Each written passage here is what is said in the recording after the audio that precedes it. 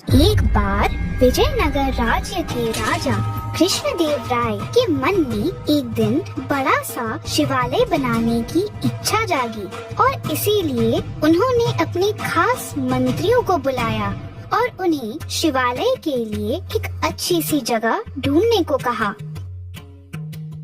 कुछ ही दिनों में एक अच्छी जगह को शिवालय के लिए सभी ने चुन लिया। राजा ने भी उस जगह को पसंद किया और वहाँ काम शुरू करने की इजाजत दे दी। मंदिर बनाने का पूरा जिम्मा राजा ने एक मंत्री को सौंप दिया। वो अपने साथ कुछ लोगों को लेकर उस जगह की साफ सफाई करवाने लग गए। तभी वहाँ खुदाई के दौरान शंकर जी की एक सोने की मूर्ति मिली। सोने की मूर्ति देखकर मंत्री के मन में लालच आ गया और उसने लोगों को कहकर उस मूर्ति को अपने घर में रखवा दिया। उन साफ सफाई करने वालों में से कुछ लोग तेनालीराम के खास थे।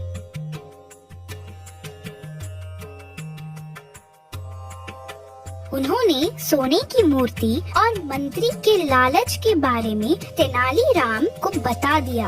इन सारी बातों का पता चलने के बाद भी तेनालीराम ने कुछ नहीं किया। वो बस सही वक्त का इंतजार करते रहे। कुछ दिनों के बाद मंदिर के लिए सुनिश्चित की गई जगह पर भूमि पूजन करने का मुहूर्त निकाला गया। सब कुछ अच्छे से होने के बाद राजा दरबार में अपने मंत्रियों के साथ मंदिर के लिए मूर्ति बनवाने की बातचीत करने लगे।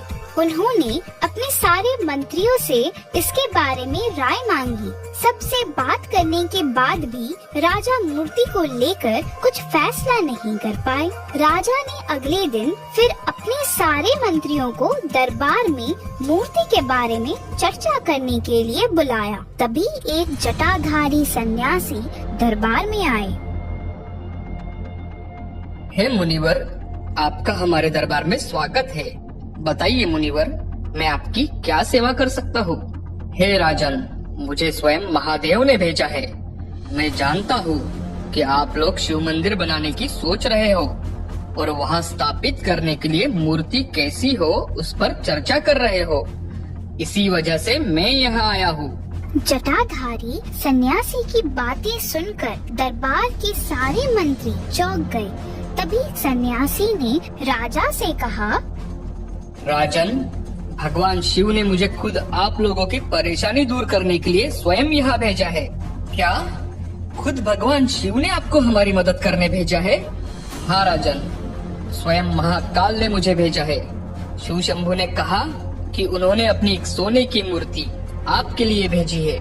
तभी जटाधारी सन्यासी ने अपनी उंगली एक मंत्री की तरफ दिखाते हुए कहा कि राजन, उस मूर्ति को भगवान ने इस मंत्री के घर में रखा है।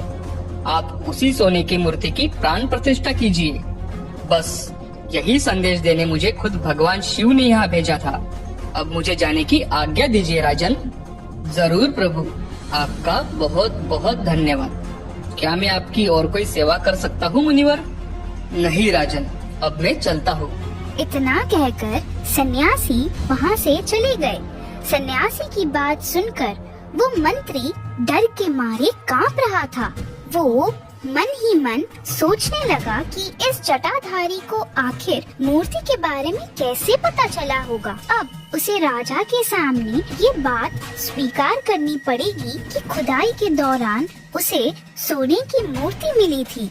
इन सब बातों के होने के बाद महाराज ने दरबार में नजर दौड़ाई और तेनालीराम को ढूंढा, लेकिन तेनालीराम कहीं नजर नहीं आए। तभी कुछ देर बाद तेनालीराम दरबार में आए। उन्हें देखते हुए सब जोर जोर से हंसने लगे। तभी एक मंत्री ने कहा, अच्छा, तो यही थे वो जटाधारी सन्यासी। आपने अपनी जटाएं और कपड़े तो उतार दिए, लेकिन माला उतारना भूल गए सन्यासी महाराज। सबको हंसते देख महाराज भी मुस्कुराने लगे और तेनालीराम की तारीफ करते हुए मंदिर का काम करवाने की जिम्मेदारी भी उन्हीं के कंधों पे सौंप दी। इस कहानी से हमें ये सीख मिलती है कि लालच करना गलत है। हमेशा सरल और अच्छे मन से कार्य करना चाहिए। ऐसा करने से लोगों के सामने कभी शर्मिंदा नहीं होना पड़ता। राजा क्रिस्टियन अपने मंत्री जैक की अक्लमंदी और हाजिर जवाबी से अच्छी तरह से परिचित थे। इसीलिए महाराज कई बार जैक से ऐसे सवाल पूछ लेते थे जिसका जवाब देना मुश्किल होता था। कोई और होता तो महाराज के सवाल सुनकर अपना सर पकड़ लेता, लेकिन जैक के पास तो जैसे हर मर्ज की दवा थी और हार मानना जैसे जैक को आता ही नहीं था। राजा क्रिस्टियन अब जैक को अपना पसंदीदा ओहदेदार मानने लगे थे। इसी बात को लेकर राज दरबार के कई मंत्री जैक पर चलने लगे और जैक के खिलाफ षड्यंत्र रचने की साजिश करने लगे थे। राजगुरु, क्या देखा आपने? ये कमबख्त जैक महाराज के कितने विश्वास पात्र हो चुका है। हाँ हाँ, मैं तो देख ही रहा हूँ। इस कमबख्त ने क्या जादू किया है महाराज पर, क्या पता। महाराज को लगता है कि उसके जैसा चतुर और अक्लमंद कोई मंत्री ही नहीं है दरबार में। राजगुरु, कुछ करना होगा, नहीं तो हमारी गिनती तो आम लोगों की तरह हो जाएगी दरबार में। हाँ हाँ खजीन जी, कुछ तो करना ही होगा, नहीं तो ये कमबख्त हमें चैन से जीने नहीं देगा। और देख रहे हो ना तुम कि कैसे बात बात पर महाराज से 1000 सोने के सिक्के प्राप्त करता है वो। हाँ राजगुरु, आप कोई ऐसी चाल चलिए जिससे ये साबित हो जाए कि ये कोई अक्लमंद मंत्री नहीं है। हाँ खजीन जी, आप देखना, उसे भरे दरबार में मैं ऐसे फंसाऊंगा कि फिर कभी अपनी गर्दन भी ऊपर नहीं कर पाएगा वो जैक। राजगुरु, हमारे राज्य के उत्तरी भाग में जो सूखा पड़ा था, वहाँ का मदद कार्य ठीक तो चल रहा है ना? क्या आपने इस बात की खुद पुष्टि की है? जी महाराज, आप चिंता ना करें, मैं खुद उस जगह का दौरा करके आया हूँ। आपकी प्रजा को कोई कष्ट ना हो, इसकी पूरी व्यवस्था कर दी है महाराज। इंसानों के साथ साथ पशु पक्षियों के खाने का भी प्रबंध कर दिया है महाराज। बहुत अच्छे राजगुरु। लेकिन महाराज, कुछ दिनों से उत्तरी भाग में न जाने क्यों हर दिन कुछ कौवे मृत पाए जा रहे हैं। हमें इस बात पे गौर करना चाहिए, न जाने कोई विपत्ति आ जाए। कौवों का ऐसे अचानक से मरना अच्छी बात नहीं है महाराज, ये शास्त्रों में भी लिखा गया है। हम इसका कुछ न कुछ प्रबंध करते हैं।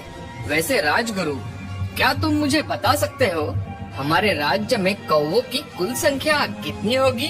महाराज, इस सवाल का जवाब तो मंत्री जैक के पास जरूर होना चाहिए। वो सर्वतः बुद्धिमान जो है, आप उन्हीं से पूछ ले। जैक, तो क्या तुम बता सकते हो हमारे राज्य में कौवों की कुल संख्या कितनी हो सकती है? अवश्य महाराज, बस मुझे कुल संख्या पता करने के लिए 1 माह की छुट्टी चाहिए महाराज। एक बार फिर से सोच लो जैक, तुम्हें कौवों की सटीक संख्या बतानी है। जी महाराज, मैं आपको सटीक संख्या ही बताऊंगा। कौवों की सटीक संख्या बताना तो बहुत मुश्किल है, फिर भी देखते हैं आखिर जैक कैसे पूरे राज्य के कौवों की संख्या का पता लगाता है। महाराज, मुझे 1 महीने का समय दीजिए, मैं आपको राज्य की कुल कौवों की संख्या जरूर बताऊंगा। ये जैक मुझे जरूर मूर्ख बनाना चाहता है। ठीक है जैक, लेकिन अगर तुम ठीक 1 महीने बाद राज्य के कौवों की संख्या नहीं बता पाए तो मैं तुम्हें मृत्युदंड की सजा दूंगा। आप निश्चिंत रहिए महाराज, आपको आपके प्रश्न का सटीक उत्तर अगले महीने तक मिल जाएगा। अब मुझे आज्ञा दीजिए महाराज। वाह वाह वाह राजगुरु, क्या चाल चली है तुमने। एक तीर से सारे निशाने साध लिए, क्या दिमाग लगाया है। वाह वाह वाह, आपका भी कोई जवाब नहीं राजगुरु। बड़ा अक्लमंद समझता है ना वो जैक अपने आप को। अब देखता हूँ उसे फांसी से अब कोई नहीं बचा सकता। क्या हुआ जैक, बड़े थके हारे नजर आ रहे हो? जी महाराज, आपने काम ही कुछ वैसे दिया था। महाराज, मैंने हमारे राज्य के कुल कौवों की संख्या पता कर ली है। हमारे राज्य में कुल 2,20,021 कौवे हैं महाराज। क्या सच में हमारे राज्य में कौवों की संख्या इतनी ही है? महाराज, अगर आपको मेरी बातों पर विश्वास नहीं है तो आप किसी और से गिनवा सकते हैं। शायद राजगुरु को भी ये काम दे सकते हैं महाराज। हाँ, वो तो हम देख ही लेंगे, लेकिन अगर कौवों की गिनती कम ज्यादा हुई तो क्या तुम मृत्यु दंड के लिए तैयार हो? हाँ महाराज, मुझे पूरा विश्वास है कि हमारे राज्य में कौवों की संख्या 2,20,021 ही है।